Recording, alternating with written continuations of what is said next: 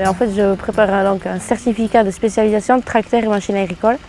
C'est pour travailler dans la mécanique, plus conduite de tracteur. J'ai eu un CAP horticole au CFA d'Asparin. Ensuite, j'ai eu du mal à trouver des gens en CAP. Puis j'ai voulu faire le BPREA, responsable d'exploitation agricole. Bon, c'était pas trop ça au départ et les agriculteurs ne voulaient pas prendre trop de filles. Et donc j'ai enchaîné sur 2 ans de chômage. Et donc j'ai commencé cette formation en octobre, donc je n'avais pas de patron.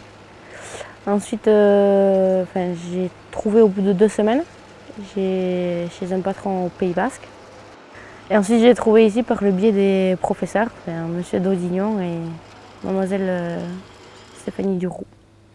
Je voulais vraiment voir comment c'était l'entreprise agricole, vraiment voir comment ça se passait, parce que bon, même en étant avec mon père, j'ai pas eu l'occasion de semer du maïs, faire labour de terre. Ce que je fais là en ce moment, le broyage d'épis de maïs et tout ce qui est vraiment gros tracteur. Et je voulais vraiment voir aussi la mécanique, comment ça se passait. Et mon activité principale est entrepreneur de travaux agricoles. Donc on fait tout type de travaux, de l'épandage de fumier jusqu'à la récolte de maïs. Sur secteur Landes, environ 75 communes, 450 agriculteurs. Et donc c'est pour ça que j'embauche du personnel pour répondre aux besoins de mes clients. Les qualités nécessaires, alors c'est aimer la nature. C'est la première, on travaille tout le temps dehors, donc il ne faut pas croire qu'on va être dans un bureau ou quoi que ce soit. Il faut aimer se salir, il faut, voilà. Ensuite, c'est le contact avec les clients. Il faut avoir un bon contact, être assez diplomate. Parce que les clients ne sont pas toujours faciles, ils peuvent être énervés, suivant la conjoncture, si elle est bonne ou mauvaise pour eux. Donc de la diplomatie, de la vaillance, de l'intéressement à ce qu'on fait, d'être consciencieux au maximum et être le plus disponible possible car le facteur principal, notre problème principal dans ce métier c'est la météo. Donc quand il y a des périodes de beau temps, il faut travailler longtemps et on rattrape ce temps-là quand il y a des périodes de pluie puisqu'on ne peut pas rentrer dans les champs. Mon histoire, c'est depuis mes 5 ans, je suis avec mon père qui était lui-même ouvrier agricole. J'ai fait des déplacements avec lui jusqu'en Charente pour aller sur les machines agricoles, ensileuses, tracteurs. Puis on est revenu au Pays Basque, donc j'ai toujours continué à aller avec lui. Ce métier me passionne depuis mes 5 ans. Et voilà, je continue toujours dans cette voie pour par la suite m'installer en maraîchage, plus à côté avoir de l'élevage et faire de l'entreprise agricole, si c'est possible. J'ai des clientes agricultrices qui occupent la fonction d'agricultrice, qui sont chefs d'entreprise au vrai sens du terme et qui exécutent toutes les tâches qui sont nécessaires sur leur exploitation. Ça passe de l'élevage à la culture, dans la conduite de matériel, le réglage et compagnie. Alors d'abord j'ai été sollicité par le lycée agricole de Mugron. Ils recherchaient un maître d'apprentissage pour un de leurs stagiaires. Par insistance, on m'a raconté un petit peu l'histoire de cet apprenti en m'expliquant que c'était une apprentie et non pas un apprenti. Et qu'elle avait beaucoup de mal à trouver un maître d'apprentissage. On était déjà au mois de décembre. Et donc ça m'a un petit peu fait bondir. Donc je me disais pourquoi parce que c'était une fille, elle n'a pas été acceptée dans l'entreprise où elle était. Alors franchement, là ça m'a fait qu'un tour.